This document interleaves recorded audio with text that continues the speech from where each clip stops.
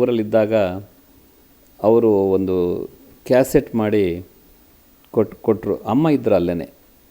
ನಮ್ಮನ್ನ ಅಪಹರಣ ಆದಮೇಲೆ ಅದನ್ನು ತಗೊಂಡೋಗಿ ನಿಮ್ಮ ಇವರಿಗೆ CM ಕೊಡಿ ಅಂತೇಳಿ ಕೊಟ್ಟಿದ್ದರು.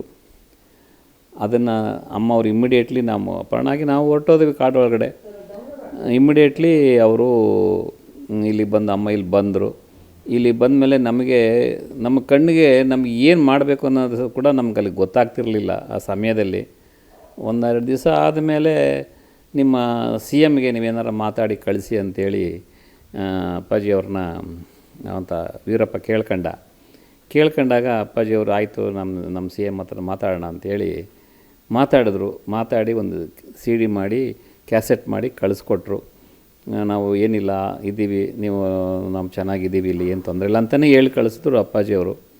ಸಾಹೇಬರು ಅಂದರೆ ನಮ್ಮ ಆಗ ಮುಖ್ಯಮಂತ್ರಿ ಆದಂಥ ನಮ್ಮ SM ಕೃಷ್ಣ ಅವರು ಆ ಸಮಯದಲ್ಲಿ ಏನೇನು ಮಾಡ್ತಾಯಿದ್ರು, ಏನು ನಡೀತಾ ಇದೆ ಅನ್ನೋದನ್ನು ರೇಡಿಯೋ ಮುಖಾಂತರ ಕೇಳ್ಕೊಳ್ತಾ ಇದ್ವಿ.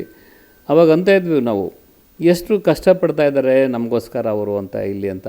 ಅಪ್ಪಾಜಿಯವರು ಕೂಡ ಹೇಳೋರು, ನೋಡಪ್ಪ ಎಲ್ಲರಿಗೂ ನಮ್ಮಿಂದ ಎಷ್ಟು ತೊಂದರೆ ಆಗ್ತಾಯಿದೆ, ಇದನ್ನು ಎಷ್ಟು ಚೆನ್ನಾಗಿ ನಿಭಾಯಿಸ್ತಾ ಇದ್ದಾರೆ ಮನೆಯಲ್ಲಿ. SM ಕೃಷ್ಣವ್ರಾಗ್ಬೋದು, ನಮ್ಮ ಮನೇಲಿ ನಮ್ಮ ಅಕ್ಕವರಾಗ್ಬೋದು, ಮಕ್ಕಳಾಗ್ಬೋದು, ಎಲ್ಲರೂ ಅವರು ಆ ಸಮಯದಲ್ಲಿ ನಡ್ಕೊಂಡ ರೀತಿ, ನಮ್ಮನ್ನು ವಾಪಸ್ ಹೇಗಾದರೂ ಮಾಡಿ ಕರ್ಕೊಂಬರಲೇಬೇಕು ಅನ್ನೋ ಒಂದು ಹಠ ತೊಟ್ಟು SM ಕೃಷ್ಣ ಸಾಹೇಬರು ಆ ಟೈಮ್ನಲ್ಲಿ ನಮಗೆ ಜೀವದಾನ ಮಾಡಿದ್ದಾರೆ. ನಿಜವಾಗಿ ಅದನ್ನು ನಾವು ಯಾವತ್ತೂ ಮರೆಯಲ್ಲ.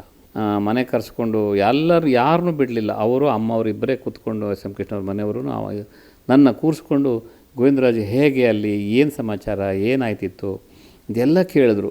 ನಾನು ಎಲ್ಲ ನನಗೆ ಗೊತ್ತಿದ್ದೆಲ್ಲ ಅವ್ರ ಹತ್ರ ನಾನು ತುಂಬ